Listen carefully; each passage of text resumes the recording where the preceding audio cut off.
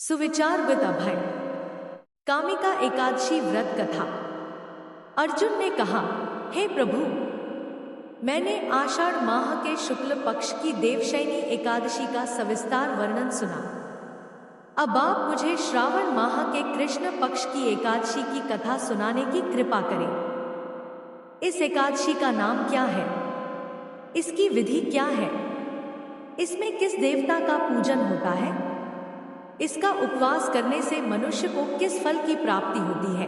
भगवान श्री कृष्ण ने कहा है, श्रेष्ठ धनुर्धर, मैं श्रावण माह की पवित्र एकादशी की कथा सुनाता हूँ, ध्यानपूर्वक श्रवण करो।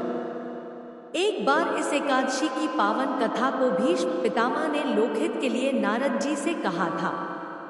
एक समय नारद जी ने कहा, है पितामह, आज मेरी श्रावण के कृष्ण पक्ष की एकादशी की कथा सुनने की इच्छा है, अतः आप इस एकादशी की व्रत कथा विधान सहित सुनाइए। नारद जी की इच्छा को सुन पितामह भीष्म ने कहा, है नारद जी, आपने बहुत ही सुंदर प्रस्ताव किया है। अब आप बहुत ध्यानपूर्वक इसे श्रवण कीजिए। श्रावण माह के कृष्ण पक्ष की एकादशी का नाम कामिका एकादशी है।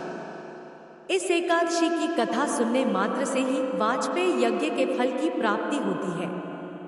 कामिका एकादशी के उपवास में शंख, चक्र, गदाधारी भगवान विष्णु का पूजन होता है। जो मनुष्य इस एकादशी को धूप, दीप, नैवेद्य आदि से भगवान विष्णु की पूजा करते हैं, उन्हें गंगा स्नान के फल से भी उत्तम फल की प्राप्ति होती है।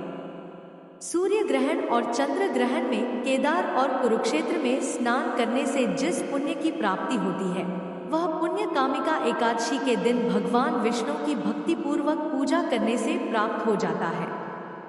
भगवान विष्णु की श्रावण माह में भक्तिपूर्वक पूजा करने का फल समुद्र और वन सहित पृथ्वी दान करने के फल से भी ज्यादा होता है।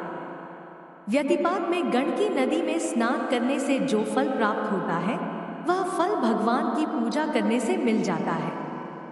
संसार में भगवान की पूजा का फल सबसे ज्यादा है, अतः भक्तिपूर्वक भगवान की पूजा न बन सके तो श्रावण माह के कृष्ण पक्ष की कामिका एकादशी का उपवास करना चाहिए।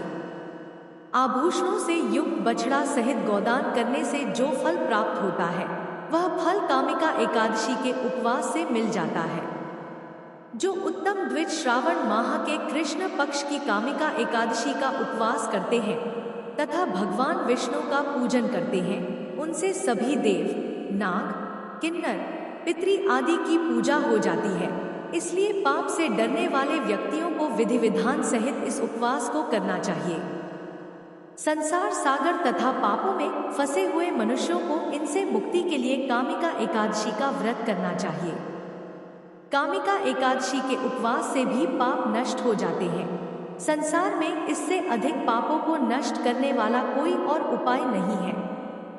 हे नारद जी, स्वयं भगवान ने अपने मुख से कहा है कि मनुष्यों को अध्यात्म विद्या से जो फल प्राप्त होता है, उससे अधिक फल कामिका एकादशी का व्रत करने से मिल जाता है। इस उपवास के करने से मनुष्य को न यमराज के दर्शन होते हैं और न ही नरक के कष्ट भोगने पड़ते हैं। वह स्वर्ग का अधिकारी बन जाता है। जो मनुष्य इस दिन तुलसी दल से भक्तिपूर्वक भगवान विष्णु का पूजन करते हैं, वे इस संसार सागर में रहते हुए भी इस प्रकार अलग रहते हैं, जिस प्रकार कमल पुष्प जल में रहता हुआ भी जल से अलग रहता है। तुलसी दल से भगवान श्रीहरि का पूजन करने का फल 1 बार स्वर्ण और 4 बार चांदी के दान के फल के बराबर है। भगवान विष्णु रत्न, मोती, मणि आदि आभूषणों की अपेक्षा तुलसी दल से अधिक प्रसन्न होते हैं। जो मनुष्य प्रभु का तुलसी दल से पूजन करते हैं, उनके सभी पाप नष्ट हो जाते हैं। हे नारद जी, मैं भगवान की अति प्रिय श्री तुलसी जी को प्रणाम करता हूँ। तुलसी जी के दर्शन मात्र से मनुष्य के सभी पाप नष्ट हो जाते हैं और शरीर के स्पर्श मात्र से मनुष्य पवित्र हो जाता है। तुलसी जी को जल से स्नान कराने से मनुष्य की सभी यम यातनाएं नष्ट हो जाती हैं।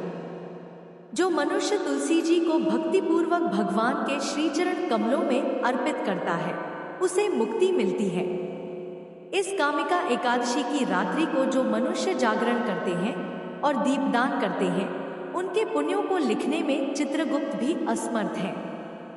एकादशी के दिन जो मनुष्य भगवान के सामने दीपक जलाते हैं, उनके पितर स्वर्गलोक में अमृत का पान करते हैं। भगवान के सामने जो मनुष्य घी या तिल के तेल का दीपक जलाते हैं, उनको सूर्य लोक में भी सहस्रों दीपकों का प्रकाश मिलता है। अब आइए श्रवण करते हैं कामिका एकादशी व्रत कथा। एक गांव में एक वीर क्षत्रिय रहता था। एक दिन किसी कारणवश उसकी ब्राह्मण से हाथापाई हो गई और ब्राह्मण की मृत्यु हो गई।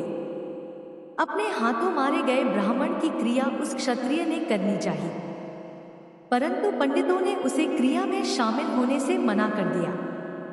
ब्राह्मणों ने बताया कि तुम पर ब्रह्महत्या का दोष है, पहले प्रायश्चित कर इस पाप से मुक्त हो, तब हम तुम्हारे घर भोजन करेंगे। इस पर क्षत्रिय ने पूछा कि इस पाप से मुक्त होने के क्या उपाय है। तब ब्राह्मणों ने बताया कि श्रावण माह के कृष्ण पक्ष की एकादशी को भक्तिभाव से भगवान श्रीधर का व्रत एवं पूजन कर ब्राह्मणों को भोजन करा के सदश्रणा के साथ आशीर्वाद प्राप्त करने से इस पाप से मुक्ति मिलेगी। पंडितों के बताए हुए तरीके पर व्रत कराने वाली रात में भगवान श्रीहरि ने क्षत्रिय को दर्शन देकर कहा कि तुम्हें ब्रह्महत्या के पाप से मुक्ति मिल गई है। इस व्रत के करने से ब्रह्महत्या आदि के सभी पाप नष्ट हो जाते हैं और इहलोक में सुख भोग कर प्राणी अंत में विष्णुलोक को जाते हैं। इस कामिका एकादशी के महात्म्य के श्रवण व पठन से मनुष्य स्वर्गलोक को प्राप्त करते हैं। जय श्री हरि।